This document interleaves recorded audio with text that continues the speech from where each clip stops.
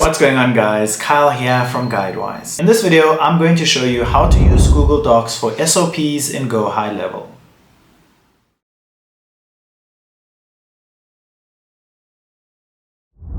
Create your SOP document in Google Docs. Make sure to document each step of your workflow. You can also include screenshots and examples. Once you have completed your SOP, go in the top right corner and select Share. You can change the general access from either restricted to anyone with the link, and then copy link. Then go into GoHighLevel, and you have a number of options to share this link. You can either go to Contacts, select the contact, and then in the right column, select Notes, add a note, and paste in the link. Alternatively, you can go down to Settings, create a custom field, select Create Field. For field name, you can enter your SOP followed by your SOP name. And then in the description, you can paste the link and then select Create Custom Field.